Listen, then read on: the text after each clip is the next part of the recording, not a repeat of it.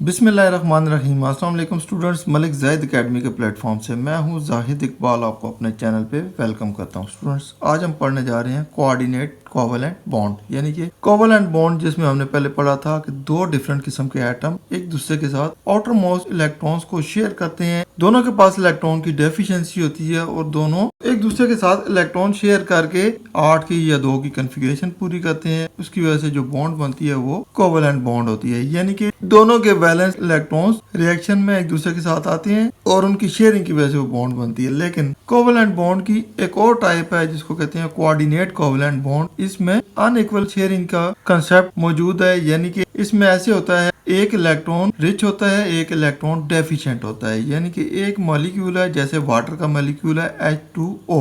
तो यहाँ पे देखें ऑक्सीजन के दोनों तरफ हाइड्रोजन लगी है, हाइड्रोजन ने एक एक इलेक्ट्रॉन शेयर किया हुआ है और ऑक्सीजन ने भी इनके साथ एक एक इलेक्ट्रॉन शेयर किया हुआ है। तब देखें ये हाइड्रोजन बॉन्डिंग में आई है इसके साथ। और ऑक्सीजन के पास देखें तो दो लोन पेयर भी मौजूद हैं, एक ये ऊपर है, एक इसके राइट साइड पे है। इट मींस ये इलेक्ट्रॉन रिच है, इसके पास एक्स्ट्रा से इलेक्ट्रॉन के पेयर मौजूद हैं। ये देखें एक लोन पेयर ये है और एक लोन पेयर ये है। तो इनमें से एक लोन पेयर बगैर किसी लालच के इस हाइड्रोजन आयन को दे देगा, यानी कि एक प्रोटॉन है, इसके गिर्द इलेक्ट्रॉन मौजूद नहीं है। देखिए हाइड्रोजन बेसिकली ग्रुप 1 से ताल्लुक रखता है, उसके आउटर मोस्ट शेल में एक इलेक्ट्रॉन होते हैं, लेकिन +1 का चार्ज मतलब ये है इसके ऊपर जो एक इलेक्ट्रॉन था वो भी अभी नहीं है इसके पास, ये सिर्फ एक प्रोटॉन पड़ा हुआ है। अब इस प्रोटॉन को 2 की कॉन्फ़िगरेशन पूरी करने के लिए, डुप्लेट पूरा करने के लिए 2 इलेक्ट्रॉन की अशद जरूरत है। तो ये क्या करेगा, इसके ऊपर तरस खाएगा और 2 इलेक्ट्रॉन इसको दे देगा, बजाय इसके कि ये भी इसके साथ कोई चीज शेयर करे। चूंकि शेयर करने की हालत में नहीं है, ये क्या करेगा, 2 इलेक्ट्रॉन इसको दे देगा। अब यहाँ पे जो बॉन्ड बनेगी ये कोऑर्डिनेट कोवेलेंट बॉन्ड बनेगी। तो ये ऑलरेडी कोवेलेंट बॉन्ड बनी हुई है इस मॉलिक्यूल के अंदर। इसने हाइड्रोजन की जो प्रोटॉन है इसके साथ भी एक और बॉन्ड बना ली जो कि कोऑर्डिनेट कोवेलेंट बॉन्ड है। इसको डेटिव बॉन्ड भी कहते हैं। पहले देखें ऑक्सीजन के साथ 2 हाइड्रोजन थी और उसके पास 2 लोन पेयर थे। अब देखें वही 2 हाइड्रोजन और 2 लोन पेयर है, साथ इसकी ये वाली हाइड्रोजन भी लग गई है, तो ऊपर ये वाला चार्ज ओवरऑल इसके ऊपर आ गया है। तो इसका मतलब ये हुआ कि ये जो कोवेलेंट बॉन्ड थी अब ये कोऑर्डिनेट कोवेलेंट बॉन्ड में कन्वर्ट हो गई है। तो स्टूडेंट्स साथ साथ रीडिंग करते हैं, साथ साथ इसकी आगे 2-3 एग्जांपल्स हैं उनको भी डिस्कस करेंगे। कहता है अ कोऑर्डिनेट कोवेलेंट बॉन्ड और डेटिव कोवेलेंट बॉन्ड। इसको कोऑर्डिनेट कोवेलेंट बॉन्ड भी कहते हैं और डेटिव कोवेलेंट बॉन्ड भी कहते हैं। इस form when one atom provides both the electrons needed for a covalent bond और shared pair of electrons is donated by one atom only. तो इसमें क्या होता है कि इस मॉलिक्यूल के अंदर एक ऐसा एटम होता है जिसके पास एक्सेस अमाउंट में इलेक्ट्रॉन होते हैं, तो किसी नीडी को दे देता है, किसी जरूरतमंद को दे देता है। आप देखें ये लोन पेयर है, इसने हाइड्रोजन को दे दिया, एक लोन पेयर इस प्रोटॉन को दे दिया, तो ये हाइड्रोजन का मॉलिक्यूल बन गया, H2 की कॉन्फ़िगरेशन होगी, इसकी पेयरिंग में आ गया। For dative covalent bonding we need. तो डेटिव कोवेलेंट बॉन्ड के लिए कौन कौन सी चीजें रिक्वायर्ड होती हैं? तो डेफिनेटली स्टूडेंट्स एक हमें ऐसा बंदा चाहिए होता है कि जो ज़कात दे रहा हो या सदका दे रहा हो। एक बंदा वो हो गया, दूसरा वो सदका लेने वाला या वो ज़कात लेने वाला भी मौजूद हो। तो 2 रिक्वायरमेंट है। कहता है one atom having a lone pair of electron and the second atom having an unfilled empty orbital to accept the lone pair and electron deficient atom molecule. तो देखें यहाँ पे जो पहला ज़कात देने वाला था वो ऐसा एटम था जिसके पास लोन पेयर मौजूद था। देखें लोन पेयर इसके पास मौजूद है, इसको कहेंगे कि ये इलेक्ट्रॉन रिच है। और दूसरा ऐसा था जो नीडी था, जरूरतमंद था, जिसके पास इलेक्ट्रॉन की शदीद कमी हो और वो इलेक्ट्रॉन लेने की पोजीशन में हो, इसको कहते हैं इलेक्ट्रॉन डेफिशिएंट। एटम भी हो सकता है, मॉलिक्यूल भी हो सकता है। तो देखें यहाँ पे इलेक्ट्रॉन डेफिशिएंट एटम एक था जो कि एक प्रोटॉन था सिंपल, और इलेक्ट्रॉन देने वाला जो डोनर था वो ये था। तो दोनों मौजूद होंगे तब ये बॉन्ड बनेगी। कहता है during the formation of hydronium ion water containing loan pair of electrons. तो देखें प्लस का चार्ज है इसके ऊपर, ये हाइड्रोनियम आयन है। ये कैसे बना कि जो वाटर था बेसिकली इसके पास लोन पेयर मौजूद थे, donate a pair of electrons and form dative bond with electron deficient hydrogen ion. तो इसके साथ एक इलेक्ट्रॉन डेफिशिएंट हाइड्रोजन आया जो कि जरूरतमंद था, उसको इलेक्ट्रॉन की सख्त जरूरत थी, उसके पास कोई इलेक्ट्रॉन मौजूद नहीं था, सिर्फ एक न्यूक्लियस था। तो इसने क्या किया कि इलेक्ट्रॉन पेयर उसको डोनेट कर दिया। तो इसकी वजह से जो बॉन्ड बनेगी वो डेटिव कोवेलेंट बॉन्ड होगी, जिसको हम कोऑर्डिनेट कोवेलेंट बॉन्ड भी कहते हैं। एक एग्जांपल तो ये होगी वाटर की, इसको हम अपने तौर पे भी देख लेते हैं। ये देखें ऑक्सीजन के आउटर मोस्ट शेल में 6 इलेक्ट्रॉन्स होते हैं। तो इट मींस कि इनर शेल में 2 इलेक्ट्रॉन्स होते हैं 1s पे। इसके उसके पास 6 इलेक्ट्रॉन्स मौजूद होते हैं। अब इन 6 इलेक्ट्रॉन्स में से 2 इलेक्ट्रॉन्स को ऐसे करके हाइड्रोजन के साथ मिला लेता है। एक हाइड्रोजन इधर लग जाती है, एक हाइड्रोजन इधर लग जाती है। हाइड्रोजन का क्रॉस की सूरत में लगता है इसके साथ। ये देखें, इस हाइड्रोजन की 2 की कन्फिगरेशन पूरी होगी, इसकी भी 2 की कन्फिगरेशन पूरी होगी, ये स्टेबल हो गया। इसके पास देखें 2 लोन पेयर हैं, एक ये वाला है और एक ये वाला है। अब होता क्या है कि इसके करीब एक ऐसा न्यूक्लियस आ जाता है जिसके ऊपर हाइड्रोजन प्लस का चार्ज होता है, यानी कि बेसिकली हाइड्रोजन का एटम है लेकिन इसके पास इलेक्ट्रॉन कोई भी नहीं है, इलेक्ट्रॉन डेफिशिएंट है। इस वक्त 2 इलेक्ट्रॉन होंगे, इसकी भी 2 की कन्फिगरेशन पूरी होगी। ये अपना ये वाला इलेक्ट्रॉन का पेयर जो लोन पेयर था इसको दे देगा। जो नया मॉलिक्यूल बनेगा वो एक आयन बनेगा। बेसिकली इसको कहेंगे कि हाइड्रोनियम आयन है। हाइड्रोनियम आयन में क्या हुआ कि वाटर का जो मॉलिक्यूल था ये अपनी स्टेट में ऐसे ही मौजूद था।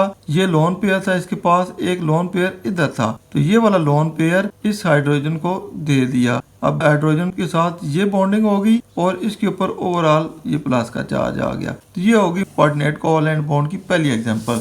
दूसरी एग्जांपल देखें ओजोन की। तो ओजोन में क्या होता है स्टूडेंट्स, देखें ये ऑक्सीजन है, ग्रुप 6 से ताल्लुक रखता है। इसके आउटरमोस्ट शेल में 6 इलेक्ट्रॉन्स होते हैं। तो हुआ क्या, O2 का मॉलिक्यूल था। कैसे बना कि 2 ऑक्सीजन थे, दोनों के आउटरमोस्ट शेल में इस तरह का मामला था। अब इसके पास भी 2 इलेक्ट्रॉन कम है, इसके पास भी 2 इलेक्ट्रॉन कम है ऑक्टेट की कॉन्फ़िगरेशन हासिल करने के लिए। तो अब दोनों अपने ये वाले 2-2 इलेक्ट्रॉन शेयर कर देंगे। अब इसके भी 8 पूरे हो जाएंगे, इसके भी 8 पूरे हो जाएंगे, ये O2 का मॉलिक्यूल बन जाएगा। अब ये यहाँ पे स्टेबल है, इनको कोई इशू नहीं है। 8-8 की कॉन्फ़िगरेशन ले करके बैठे हुए हैं, O2 का मॉलिक्यूल है। अब क्या होता है कि एक और ऑक्सीजन आ जाता है इनके पास, यहाँ से आता है ऑक्सीजन नंबर 3। अब इस ऑक्सीजन के पास भी 6 इलेक्ट्रॉन थे। अगर ये 6 इलेक्ट्रॉन में से 2 इलेक्ट्रॉन उसके साथ शेयर कर देता है, इसके पास 10 इलेक्ट्रॉन हो जाएंगे। क्योंकि 2 शेयरिंग में यहाँ पे भी हैं, देखें 4 और 4 8। तो ये क्या करेगा, इसके साथ ये वाला लोन पेयर इस तरह से शेयर करेगा, इसका इलेक्ट्रॉन नहीं लेगा। तो ये शेयरिंग इस तरह से हो जाएगी कि ये सिंगल शेयरिंग होगी। सिर्फ जो इलेक्ट्रॉन रिच था इसने 2 इलेक्ट्रॉन इसको दे दिए और इसने कोई इलेक्ट्रॉन शेयर नहीं किया। तो इसके 6 इलेक्ट्रॉन एज इट इज इसके पास मौजूद है विदाउट शेयरिंग। 2 इलेक्ट्रॉन एक्स्ट्रा से इसको मिल जाएंगे, इसकी भी 8 की पूरी हो जाएगी। अब ये O2 से O3 का मॉलिक्यूल हो जाएगा जिसको हम कहते हैं ओजोन। तो ओजोन में जो 3 ऑक्सीजन मिलती है इस तरह मिलती है। तो ये देखें 6 इलेक्ट्रॉन दोनों के आउटरमोस्ट शेल में थे। इन्होंने आपस में 2 इलेक्ट्रॉन शेयर किए हुए थे, 8 की कॉन्फ़िगरेशन दोनों की पूरी थी। इसके पास 2 लोन पेयर थे, एक लोन पेयर ऊपर रह गया, एक लोन पेयर उसने यहाँ पे इसको दे दिया विदाउट एनी डिमांड के कि मुझे आपसे भी 2 इलेक्ट्रॉन चाहिए।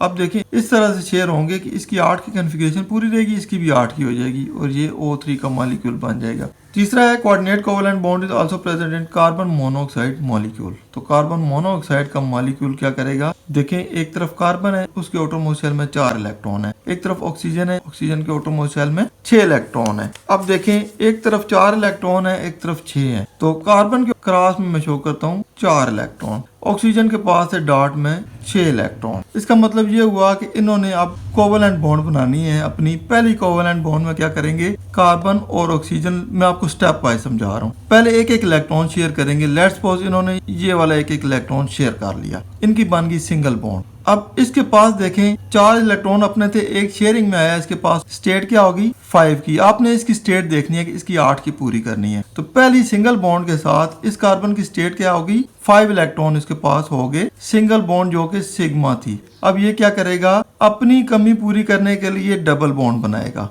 अब डबल बॉन्ड बनाएगा, इसके 4 और 2 6 इलेक्ट्रॉन हो जाएंगे और इसके पास 4 इलेक्ट्रॉन यानी कि 2 इलेक्ट्रॉन पेयर, एक ये और एक ये, जिसको हम कहते हैं लोन पेयर, ये मौजूद है। अब देखें मजीद इसको 2 इलेक्ट्रॉन की जरूरत है। ये क्या करेगा कि यहाँ से एक इलेक्ट्रॉन पेयर जो लोन पेयर था ये इसको दे देगा, इसके पास 8 इलेक्ट्रॉन पूरे हो जाएंगे, तो ये ट्रिपल बॉन्ड बन जाएगी। अब ये ट्रिपल बॉन्ड किसकी वजह से बनी, ऑक्सीजन की वजह से बनी। तो यहाँ पे एरो हम लगा देंगे कि ये जो लोन पेयर दिया तीसरी बॉन्ड बनाने के लिए इस ऑक्सीजन ने दिया। तो ये जो बन जाएगी कार्बन ऑक्सीजन के दरमियान ट्रिपल बॉन्ड, इसमें 2 इलेक्ट्रॉन शेयर किए कार्बन ने और 4 इलेक्ट्रॉन शेयर किए ऑक्सीजन ने। तो ये अनइक्वल शेयरिंग है, यहाँ पे ये डोनर है और ये एक्सेप्टर है। ये इलेक्ट्रॉन रिच है, ये इलेक्ट्रॉन डेफिशिएंट है, इसने इसकी कमी पूरी कर दी और ये बॉन्ड इस तरह बन गई। तो देखें कार्बन के आटोमिक शेल में 4 इलेक्ट्रॉन थे, इसके 6 थे। तो देखें कार्बन ने 2 यहाँ पे शेयर किए हैं, 2 इसने भी शेयर किए हैं, डबल बॉन्ड बन गई।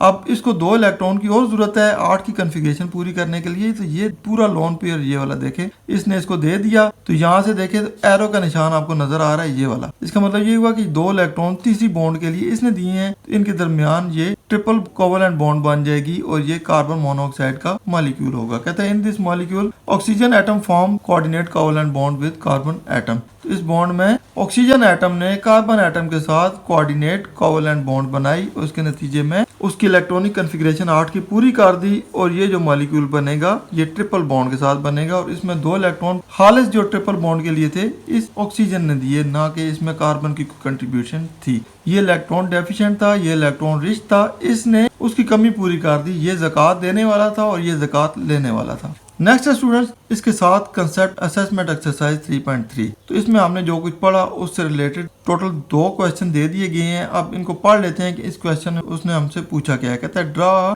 Dot and cross diagram to show the formation of a coordinate bond between the following. तो ये 2 किस्म के उन्होंने हमें मॉलिक्यूल बता दिए हैं। उन मॉलिक्यूल के दरमियान आपने कोऑर्डिनेट कोवेलेंट बॉन्ड बनानी है और उसका डॉट और क्रॉस स्ट्रक्चर भी बताना है। तो देखें पहले यह है बोरॉन ट्राई क्लोराइड। तो यहाँ पे ट्राई फ्लोराइड लिखा हुआ है, फ्लोराइड को काट के क्लोराइड कर लें क्योंकि यहाँ पे क्लोरीन का मॉलिक्यूल लगा हुआ है, साथ Cl3 लगा हुआ है and ammonia NH3। It means कि एक तरफ होगा BCl3, दूसरी तरफ होगा अमोनिया। ये देखें दोनों मॉलिक्यूल हैं, ये भी एक मॉलिक्यूल है, ये भी मॉलिक्यूल है, यानी कि एक मॉलिक्यूल से दूसरे मॉलिक्यूल के दरमियान जो कोऑर्डिनेट कोवेलेंट बॉन्ड बनेगी उसका हमने डॉट और क्रॉस स्ट्रक्चर बनाना है। उसकी वजह से एक कंपाउंड बन जाएगा जो कि Cl3BNH3, यानी कि Cl3 ये वाला और BNH3 ये दोनों मिलके ये वाला कंपाउंड बन जाएंगे। और दूसरा फॉस्फीन है जिसको PH3 कहते हैं, उसके साथ हाइड्रोजन आयन लगाना है H+, यानी कि जिसके पास कोई इलेक्ट्रॉन मौजूद नहीं है, to form the ion PH4। इसकी वजह से PH4 का आयन बनेगा। ये भी हमने डॉट और क्रॉस स्ट्रक्चर की वजह से बताना है। इसी के साथ उसने पूछा है draw the displayed formula of the product form in part A. तो पार्ट ए में जो प्रोडक्ट बनेगा उसका फार्मूला बताना है। तो वो स्टूडेंट्स ऑलरेडी इन्होंने खुद ही बता दिया है, show the coordinate bond by an arrow. तो इसकी वजह से जो कोऑर्डिनेट बॉन्ड बनेगी वो हम एरो की वजह से शो कर देंगे। देखिए हमने सिर्फ एरो साथ बताना है। तो बेसिकली हमारे पास 2 क्वेश्चन है, तो दोनों क्वेश्चन को मिला के इनका पार्ट 1 और 2 है। पार्ट 1 में 2 मॉलिक्यूल दे दिए गए हैं, उनके दरमियान डॉट और क्रॉस स्ट्रक्चर बताना है, उनका फार्मूला बताना है जो कि इन्होंने दे दिया है। साथ ये भी बताना है कि कोऑर्डिनेट कोवेलेंट बॉन्ड में इलेक्ट्रॉन पेयर किसने दिया और किसने लिया। यहाँ पे देखे दोनों मॉलिक्यूल हैं, यहाँ पे एक मॉलिक्यूल और एक आयन है। तो हम इसका जो पार्ट 1 है बोरॉन ट्राइक्लोराइड और अमोनिया, इन दोनों को ड्रा करते हैं पहले, फिर देखते हैं कि इनके अंदर स्टेट क्या है। उस स्टेट के हिसाब से हम इनकी डोनेशन भी करेंगे और रिसीविंग भी करेंगे कि कौन डोनेट कर रहा है कौन रिसीव कर रहा है। बोरॉन एटॉमिक नंबर होता है 5 और ये ग्रुप नंबर 3A से ताल्लुक रखता है। इसकी जो इलेक्ट्रॉनिक कॉन्फ़िगरेशन होती है 1s2 2s2 2p1। It means इसके आटोमिक शेल में 3 इलेक्ट्रॉन्स होते हैं। इसके साथ लगती है क्लोरीन। क्लोरीन बेसिकली ग्रुप 17 से ताल्लुक रखती है। इसका एटॉमिक नंबर होता है 17 इलेक्ट्रॉन होंगे तो इसकी इलेक्ट्रॉनिक कॉन्फ़िगरेशन होती है 1s2 2s2 2p6 3s2 3p5। इसका जो आउटरमोस्ट शेल है वो ये वाला होगा 3s2 और 3p5। अब देखें इसकी आउटरमोस्ट शेल में 7 इलेक्ट्रॉन्स हैं, इसकी आउटरमोस्ट शेल में 3 इलेक्ट्रॉन्स हैं। तो यहाँ पे क्या होगा कि ये जो बोरॉन है इसकी आउटरमोस्ट शेल में 3 इलेक्ट्रॉन्स हैं, ये अपनी शेप इस तरह से अडॉप्ट कर लेगा। अब इसके ये 3 इलेक्ट्रॉन्स हैं तो 3 इलेक्ट्रॉन डॉट की सूरत में मैं ऐसे शो करता हूँ। अब देखें 3 तरफ इसके क्लोरीन लगेगी क्योंकि क्लोरीन के आउटरमोस्ट शेल में होते हैं 7 इलेक्ट्रॉन्स। 8 इलेक्ट्रॉन पूरे करने के लिए क्लोरीन इसके साथ अपना एक इलेक्ट्रॉन शेयर कर देगी ऐसे क्रॉस की सूरत में। इसके पास टोटल 7 इलेक्ट्रॉन्स थे तो 7 में से एक शेयरिंग में आ गया। यहाँ पे भी एक क्लोरीन लगता है, इसके भी 7 इलेक्ट्रॉन्स थे, 7 में से 6 इधर हो गए, 7 नंबर इसके साथ शेयरिंग में आ गया। यहाँ पे भी एक क्लोरीन थी, ये डॉट स्ट्रक्चर और क्रॉस स्ट्रक्चर भी साथ बता रहा हूँ। इसके भी 7 इलेक्ट्रॉन्स है, 7 में से एक शेयरिंग में आया, पीछे 6 रह गए। अब देखें 7 इलेक्ट्रॉन्स ये एक शेयरिंग में आया, इसकी 8 की कॉन्फ़िगरेशन पूरी होगी। ये भी एक इसको मिला, इसकी 8 की पूरी होगी। ये भी इसको मिला, इसकी 8 की पूरी होगी। अब देखें क्लोरीन ने तो अपनी कमी पूरी कर ली, इसके गिर्द टोटल 8 इलेक्ट्रॉन्स का हिसार बन गया, इसने 8 की कॉन्फ़िगरेशन हासिल कर ली। अब बोरॉन की स्टेट देखते हैं, बोरॉन की स्टेट क्या है इसमें। बोरॉन के देखें 2, 2 4 और 2 6। इट मीन इसकी ऑटोमोशेल में 2 इलेक्ट्रॉन की डेफिशिएंसी है इस वक्त। इसके दूसरी तरफ जो मॉलिक्यूल उसने हमें बताया वो है अमोनिया NH3।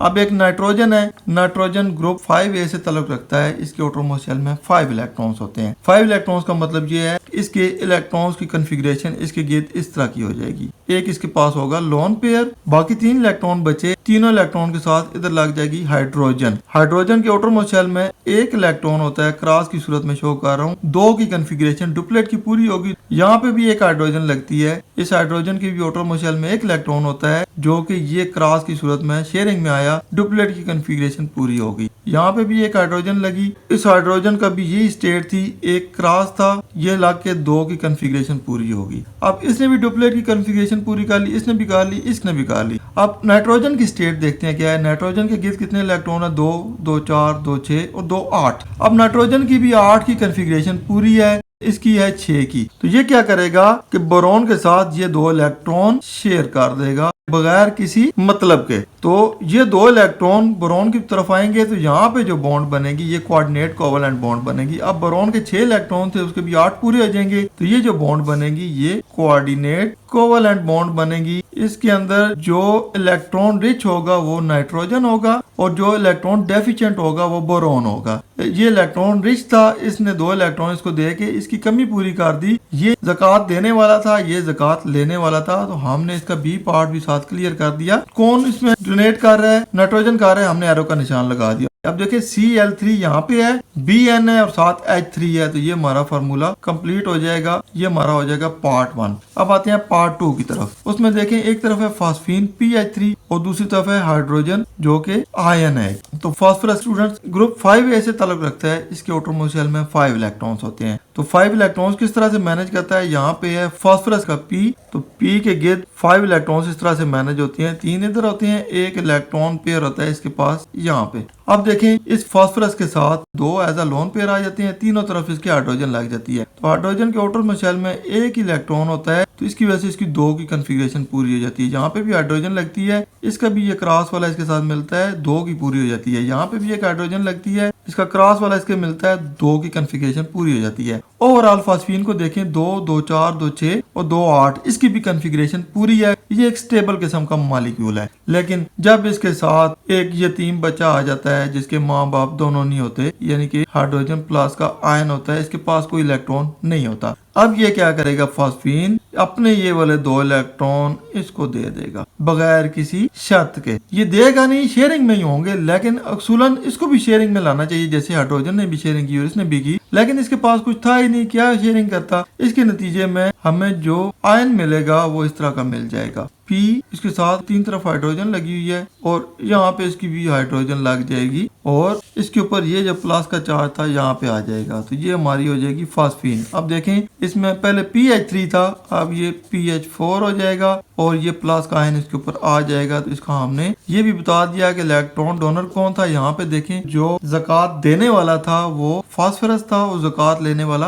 हाइड्रोजन का आयन था। उसकी वजह से ये हमारे पास आयन बना और ये PH4 फास्फीन का आयन बन गया। तो स्टूडेंट ये था हमारा आज का टॉपिक जिसमें हमने कोऑर्डिनेट कोवेलेंट बॉन्ड के बारे में डीपली पढ़ा। इसकी तीनों एग्जांपल्स भी साथ डिस्कस की। उम्मीद है आपके सारे कंसेप्ट क्लियर हो गए होंगे, बहुत कुछ सीखने को मिला होगा। वीडियो पसंद आए इसको लाइक दोस्तों के साथ शेयर करें और जाहिद इकबाल को दुआओं में याद रखें। इंशाल्लाह नेक्स्ट इन्फॉर्मेटिव वीडियो के साथ जल्द ही आपकी खिदमत में हाजिर होऊंगा। तब तक इजाजत दीजिए। अल्लाह हाफिज।